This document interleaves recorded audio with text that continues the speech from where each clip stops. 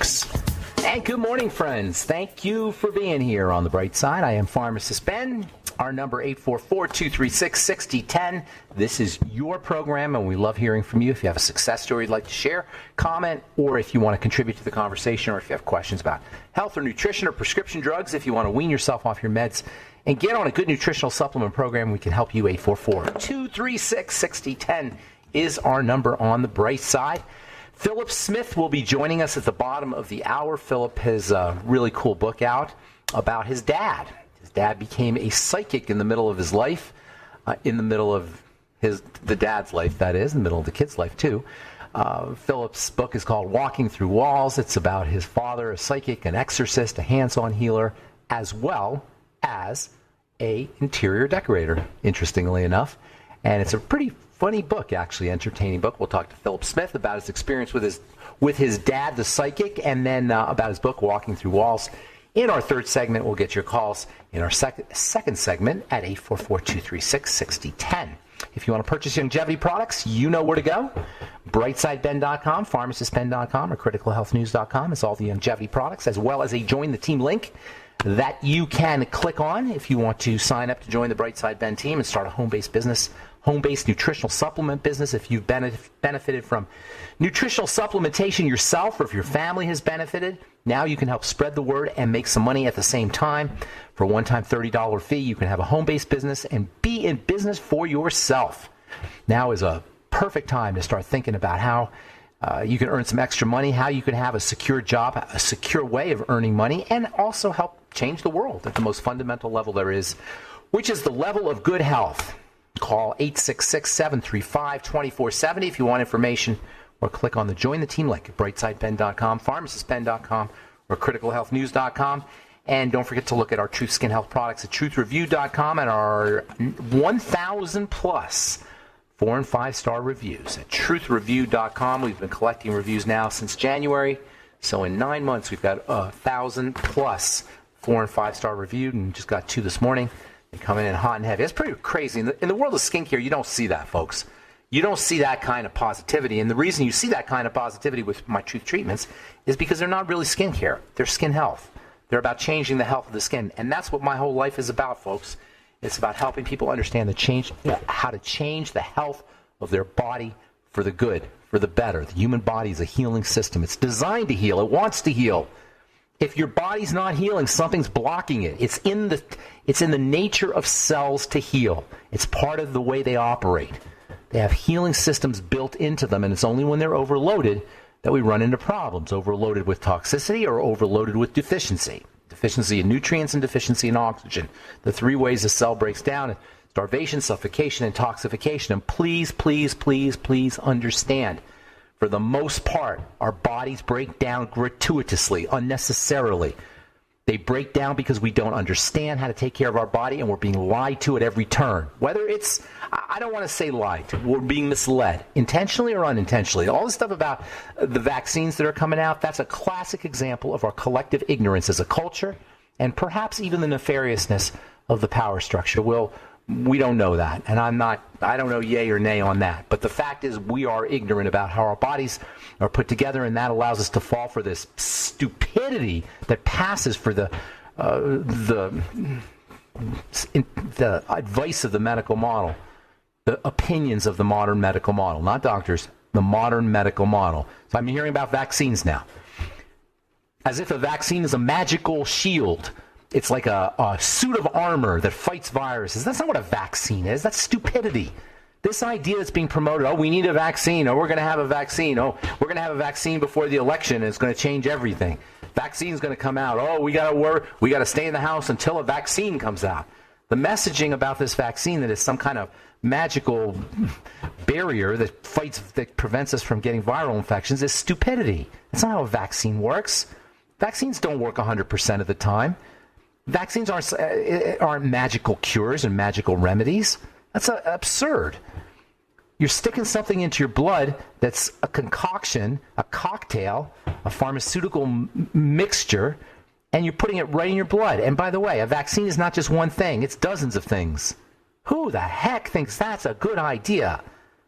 If your medical professional is telling you that's a good idea, you need to question his intelligence and certainly his biological his understanding of biology. Polysorbate 20 in your bloodstream, an emulsion in your bloodstream, vegetable oil and mineral oil in your bloodstream. Please, this is absurdity. All right, 844-236-6010. We've been talking about fats and the importance of fats, the relevance of fats, the high energy of fats. And when we say fats, we mean essential. When we say fats in the world of nutrition, I'm talking about essential fats. That is vitamin-like fats. We call them EFAs, omega-6 and omega-3. I'm talking about DEAK, DEA and K, your fatty vitamins. And I'm talking about certain minerals like zinc and selenium. And the reason I consider them to be kind of like fats is because they're handled by the fatty system. That's very important, by the way, for zinc and selenium. Two incredibly potent immune-boosting minerals. Minerals are involved in detoxification. Minerals are involved in helping us fight diseases, fight viruses for that matter. They're handled by the bile system, and they have to be absorbed with fats. They're best absorbed with fats. So using digestive enzymes, bile salts, those can help you absorb even minerals like selenium and zinc. And then, of course, there's the phytonutrients, the flavonoids, the carotenes, the pigments, the things we get from plants. Those tend to be fatty. A lot of them, a lot of the good stuff that's in plants, fruits and veggies, and herbs, are fatty. This is one reason, by the way, why I'm not such a big believer in taking herbal capsules. You see a lot of herbal capsule formulas. Just taking an herbal capsule formula does not guarantee that you're going to get the benefits, especially if you're taking it on an empty stomach and you don't have some bile going on.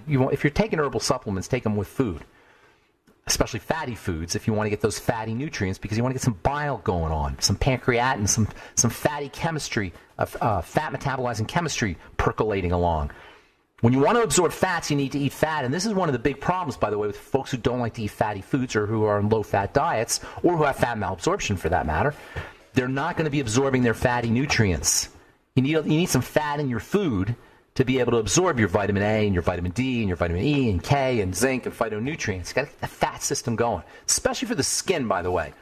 Not just for dry skin. Yesterday we were talking about dry skin and the relevance of fats for dry skin, essential fatty acids in particular. But the carotenes and the flavonoids, the oranges and the blues and the reds, they get stored in your skin.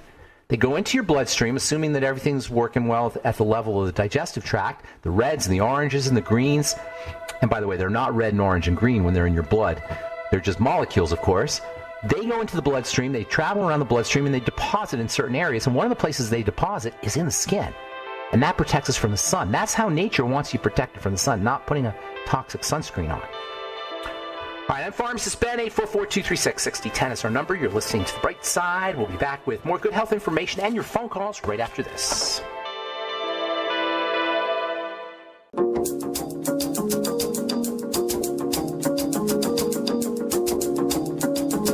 All right, we're back on The Bright Side. Pharmacist Ben here, 844-236-6010 is our number. Hang tight if you're on hold. We'll get to you momentarily. Philip Smith will be with us in our third segment.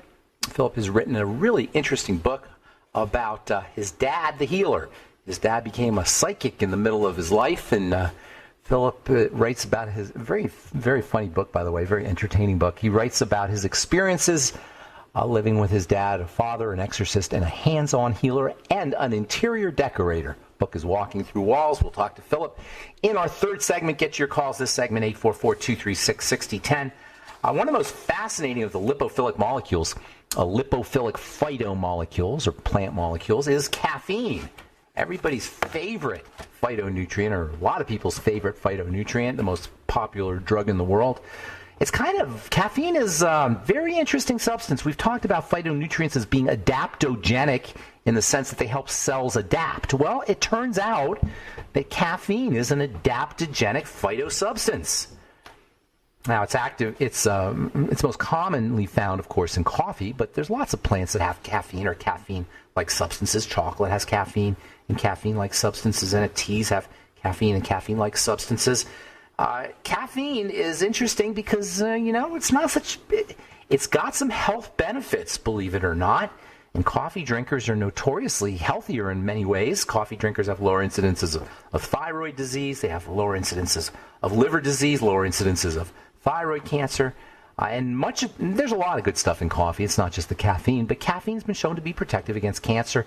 It's caused by radiation, against chemical carcinogens. Caffeine has been shown to be have antiviral properties. Interesting stuff, caffeine. You can overdo it, of course, like you can overdo anything. And caffeine can inhibit iron absorption if you take your caffeine with meals. But there's some real serious upside to this very powerful lipophilic substance, of course. It makes you feel good, too. Get some, not just energy. It just makes you feel good. It makes you feel like you have, it also upregulates chemicals of well-being, specifically serotonin. That's some good stuff there from a substance that otherwise would be a drug. Now, it is still a medicine. You got to respect it. But as far as medicines go, and as far as therapeutic phytonutrients go, it is one of the best, one of the most popular, certainly. And also, if you have blood problems, caffeine can inhibit blood clotting. And we know that with this virus that's in the news, blood clotting and sticky blood is one of the hallmark signs. So enjoy your caffeine and enjoy your coffee. Caffeine by itself has some health benefits, but coffee as well has minerals and antioxidants in it too. All right, 844-236-6010 is our number. Philip Smith, his book Walking Through Walls is coming up in our third segment. Let's hit the phones and say good morning to Chris in Texas. What's up, Chris? How you doing, buddy? Hey, before I get into my topic, I want to tell you I'm really regretful that I don't have any medical training, or I've never got any medical training, because, I mean, the biggest challenge that most health-challenged people have, counteracting their doctor, is answering. Their digestive tract.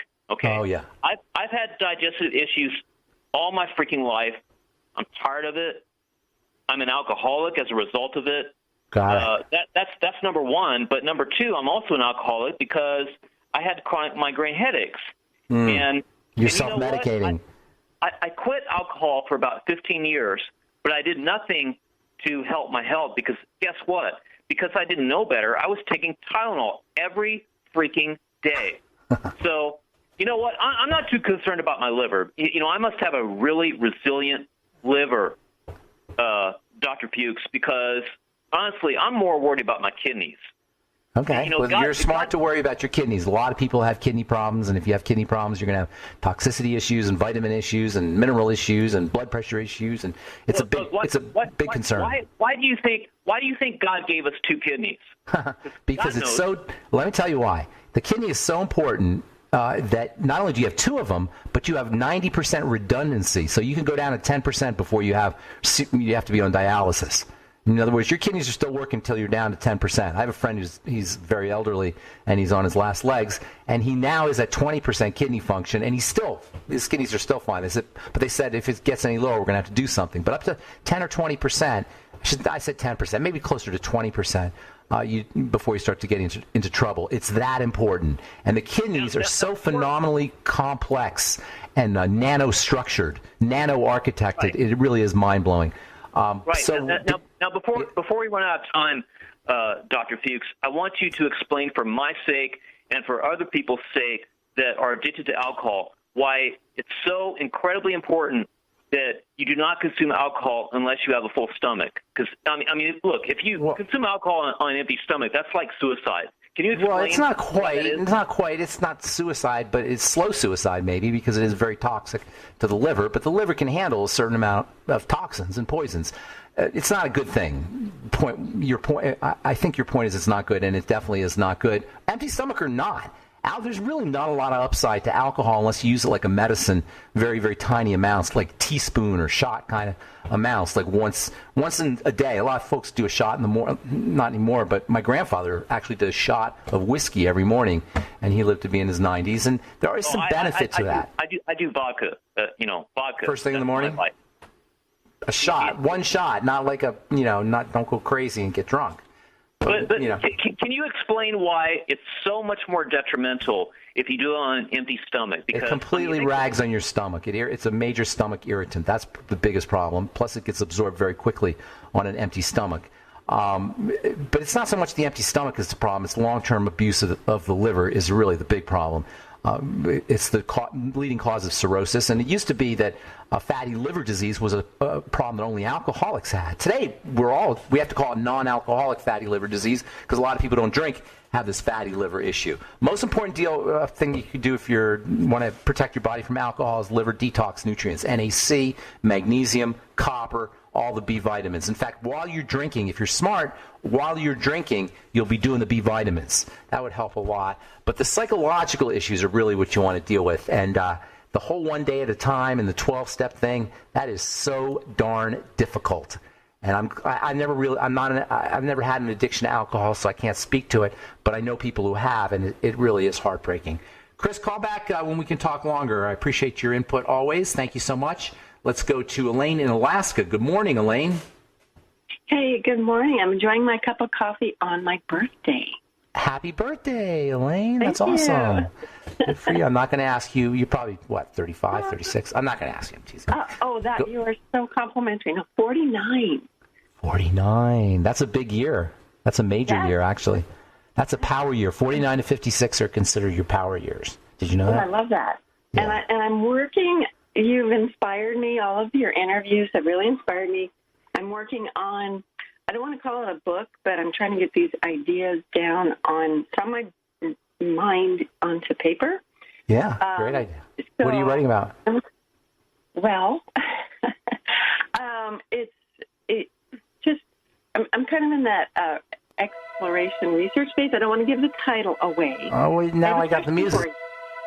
You're going to leave me hanging here. What's the main theme of it? Well, the question I have for you is, where is the soul of the cell? Oh, very interesting question. You got to ask that tomorrow because we got to go. That's a great question. Thanks, Elaine. Philip Smith coming up, Walking Through Walls is his book in our next segment. Don't go away. You're listening to The Bright Side. I'm Pharmacist Ben.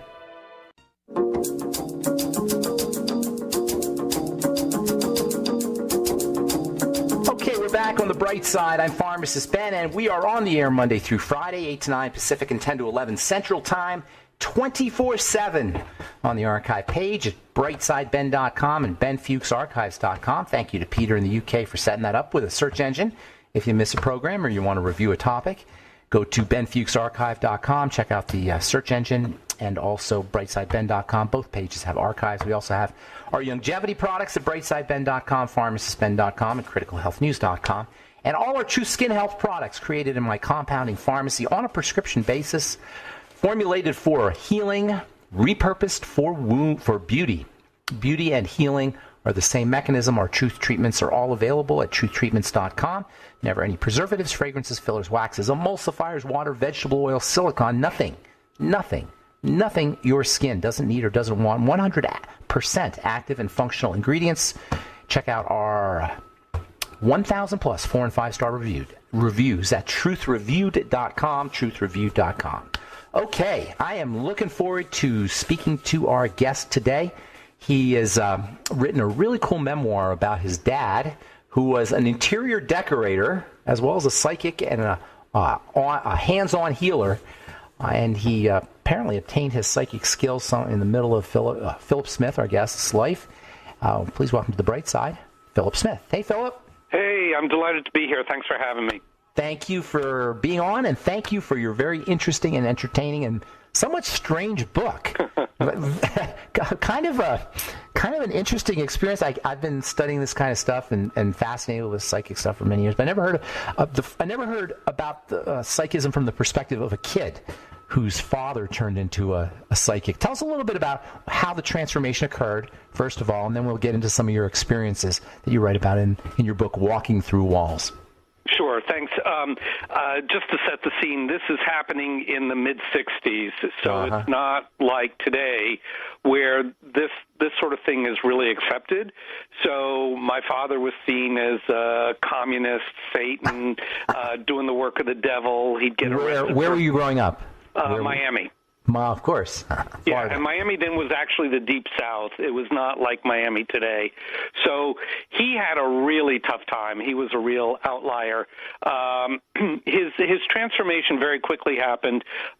He had been very interested in metaphysics, Edgar Cayce, the pyramids, the usual route.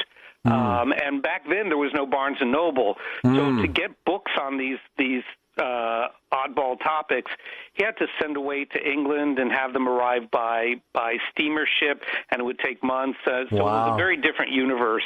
Was he a hippie? No, I was. Oh, you were? Okay. I think he was in his mind, maybe he was a hippie. Yeah, he would have been a hippie if the time was right.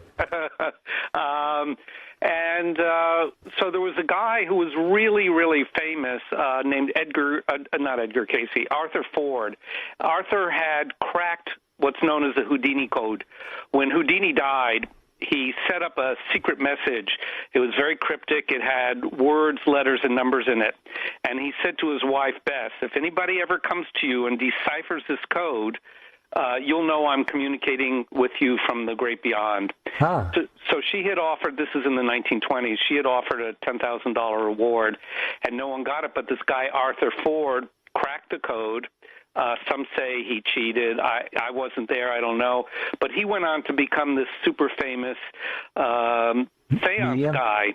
And one day he was giving a lecture in Miami, and my father went to it, and it was packed. It was in an old church downtown, and a woman waved him over, and he thought, oh, she has a seat. That's very nice. And he went over. She said, I see in your aura you're a healer. I'm dying of cancer. I need you to put your hands on me. And my father's thinking, I don't know what she's talking about, but okay, whatever. And his hands heated up, and he left them there, and he took them away when they cooled down, and she said, I'm healed. So this happened 2 more times. A woman would wave him over, I have heart disease, and another one also had cancer. And after that, the doors opened, and he was off and running. Now, was he a religious person before? Was he Catholic, or do you have any kind of background in theology or anything like that? Not really. He was, the interesting thing is I found a diary of his from when he was about 20, and he was recording his dreams. And he would have these dreams of, space people coming and talking to him. Oh, wow. But one dream in particular sticks out where he had a dream of a train crash in the Nevada desert, and he heard children screaming, and there was fire. The next day he walked, you turn the page in the diary, and he recorded the dream. The next day he writes, I picked up I think he lived in New York at the time, the New York Daily News or Daily Post, and in it was a train crash that happened in the Nevada desert, and 13 children were killed. So he started having very young these prescient dreams. Was he scared at all, or did he kind of accept it? What was his reaction? He embraced it. He really, he wanted to help people very, very badly, and he wanted to find a way to do good in the world. And also, reading Edgar Cayce books, he felt that there was all this ability and knowledge out there, and he wanted to tap into it.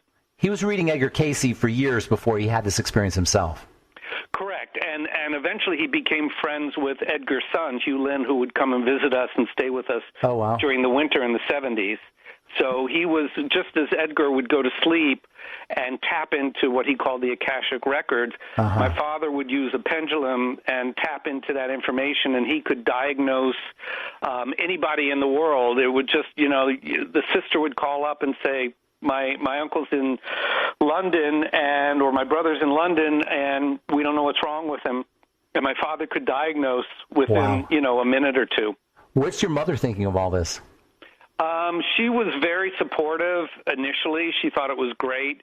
And then our house turned into Lourdes with people banging on the door at 3 o'clock in the morning and, lines out the door. And it just got sort of too much because I was still, 12 years old, 14 years old. And you can't have a home life with people knocking on your door all night long. And my father's business was sort of, dropping because he always felt it was his duty to help people primarily rather than deal with his business. And he never charged for this. So we went from living a nice middle-class life to kind of the poverty level. Now, what are you thinking as a 12-year-old? What's going through your mind with your dad? Is he weird? You're embarrassed, or you're proud, or it made you want to do stuff like that? I mean, tell us about the impact on you. All 3 things. I thought it was weird, I was embarrassed, and I thought it was cool. I knew there was something wrong wrong in terms of perception with the outside world, because I would go to school and I would say things and like the teachers would flip out. And I suddenly realized I can't share this with the outside world. Wow. I can't bring kids home from school to play after school because it'll get my father arrested. This is a secret. This is kind of I carried this secret. In fact, it was only in writing the book many years after he died that I was able to actually talk about it. Wow, that's a fascinating experience. I want to know about your psychic abilities, and if we can talk about that when we come back from our break. Sure. I'm Pharmacist Ben. We're talking to Philip Smith. His book is Walking Through Walls, walkingthroughwallsthebook.com. We'll be back with more of Philip Smith on the Bright Side right after this.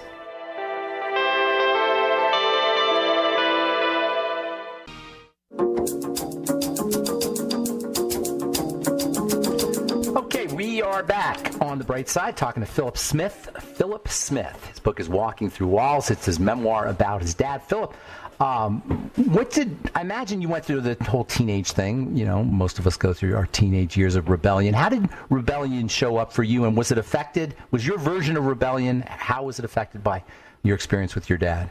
That's a great question. Probably differently than anybody else.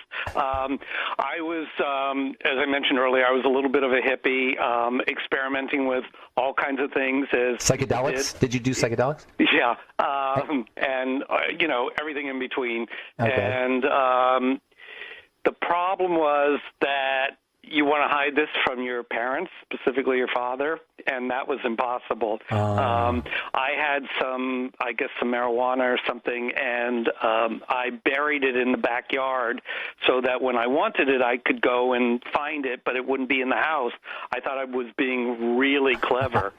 And the next day, I walk into my room, and there it is on my desk, and I go out to the backyard and the hole had been dug up. So you could not, the problem is I was transparent. I couldn't hide anything from my father. Wow. So you had your own, you developed your own skill set. How did that happen? My father, without forcing it on me, he showed me everything he did, and he trained me.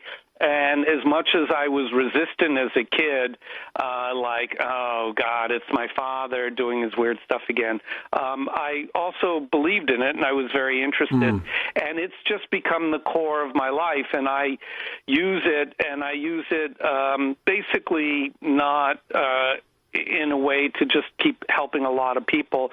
Number one, I'm an artist, a painter, and a writer, and I use a lot of that sort of metaphysical information in the work I do.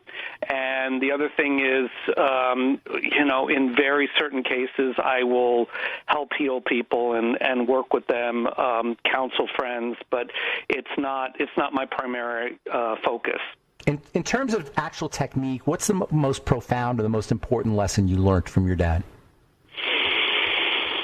Oh, boy, there's a lot of them. And I think that I'll say this as simply as I can. I think the fact that we are miracles as human beings, and we live in a miraculous, energetic world.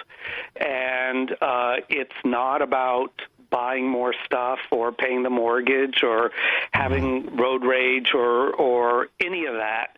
It's really about our own spiritual evolution. And if we stop to think about how miraculous we are, that, we had, toast and eggs for breakfast or oatmeal for breakfast, and somehow that food is keeping our heart beating and our eyes seeing and all of this, without changing the lithium battery, it's incredible. That's so true. Just something as simple like you say, how does your breakfast become your liver? How does that even happen? Exactly. How does your breakfast become your skin? Yes, and your body the intelligence in your body knows to direct this and create cells, create neurons, create all sorts of things. Yeah. So we need to sort of sit in that intelligence and marvel at that intelligence, and I think that then changes our perspective of the whole world. Yeah, just the word marvel or be in awe of all the things that we take for granted, all the seemingly mundane things in life can have a transformative effect. What do you think? What's your take on meditation? I I think meditation can happen in many different ways. There can be walking meditation. There can be when I'm making a painting, it's a kind of meditation. But I think it's very important that your mind stop with the chatter and that it opens it up to all that information and energy that is around us. And as a quick example, there's TV signals and radio signals and Wi-Fi that are passing around filled with information. We don't see them. That kind of That's the information Akashic is out record, there. kind of. That's like right? Correct. Absolutely. Yeah, so it's all around us, and the idea that things are all around us sounds weird, but we know it's true from radio or from the internet, right? Correct. So all the stuff, there's a guy named Richard Feynman. He was a Nobel Prize winning quantum physics, and he said that if you don't think that all the stuff at quantum physics is too weird, the weirdest of the weird, and you don't understand quantum physics, and all the weirdness that's the woo-woo, as they say. And I'm a scientist, by the way. I'm a pharmacist. I'm a trained scientist. But all this woo-woo stuff is as real as electronics, as turning on a light switch. Absolutely, and quantum physics is where science and metaphysics and religion all meet in the middle. Isn't that interesting? Yeah. What's your take on religion? I think, ritual and religion in its more authentic forms is very, very important. But we have to keep in mind that religion is made by humans. There may be messages from God, and I think that I hate to say this, but I think God is kind of really busy running the universe and doesn't really care whether you take communion or whether you fast on a Jewish religious holiday or you go to a mosque. I think it's more about being in tune with spirituality and the universal laws. Yeah, that's great. Do you think are there books that you can recommend that people could read aside from your book, of course, but like technique books or hands-on kind of books? Yeah, there's one of my favorite books and my father's favorite book and actually Steve Jobs' favorite book was Autobiography of a Yogi. Oh my goodness, what a wonderful book! Yeah, and I read that many years ago. It's I think people receive a blessing by reading that book. I agree. That's how I felt after I read. You know how I felt after I read it is I felt like that guy was so good. How could I even compare to that guy's amazing goodness? Exactly. Yogananda's. So that was Steve Jobs' favorite book? Yes. How interesting. I did not know that. Yes. That's awesome. Do you think that's a good... I had a spiritual teacher who told me that was the first book I had to read, and that was kind of the first majorly spiritual book I read. You think that's a good first book for people? It's an excellent book because in one way it's like a great fairy tale, and on the other hand, it really opens your eyes to the possibility of possibilities. Yeah, I think that's a really important word, and that's what your book is about. It's about what's possible. So we live in a crazy time, right? I mean, it seems like the world's falling apart and a new world is being born. How can, using everything you've learned from your dad and your own personal experiences, what can you tell people who are having a hard time right now? Yeah, there are times I have a hard time too because it's there's a lot of noise out there. But, change is a constant. That's something from Buddhism. Change is ever happening. And I think that what's more important, and this is, you mentioned meditation and everything else, what's more important that all of us become centered and calm and know that we're doing the right thing. And I'm not saying don't pay attention, but don't get distracted by all the noise, and there's a lot of conflicting information. One side is red, one side is green, one side is yellow. Yeah. You'll go crazy, and it'll fry your mind. Just stay within your own center, and, the most important thing is take care of yourself, your family, and just move forward. This is kind of an opportunity in a way, isn't it? Yeah, I studied karate for 25 years, and one of the mottos I learned from my teacher was everything is opportunity. So this is an opportunity for people to change their lives, change their thinking, maybe change their location, and, a new world is coming. Look, we're in the 21st century. It's not the 20th century. It's radically different, and there is going to be chaotic change. And I think if you accept that and know that it's a given and say, look, the world's going to be crumbling under my feet, but I'm just going to keep going. I love, maintain your center. Just always Absolutely. be centered. Don't get pulled. Are you in touch with your dad at all? Yes. I take dictation from him, and every once in things like people will show up in my life that it's impossible that these people connected with me, but they're the people I needed to know to get me through something at that moment, and that there's no question that that's from him. That's awesome. Do you have kids? No. That's awesome. Great story. Thank you so much, Philip, for being on the bright side. Appreciate it, and best of luck to you in these Corona crazy times. Thank you. Take care, and everybody be safe. Be well. The book is the website is walkingthroughwallsthebook.com. The book is Walking Through Walls. It's Philip Smith's very interesting and entertaining book, memoir about his dad's psychic, an exorcist, and a hands-on healer. And that's all the time we have for today on The Bright Side. Thanks so much for listening. Have a wonderful, beautiful, awesome, spectacular day. I am Pharmacist Ben. We'll talk to y'all later, folks. Bye for now.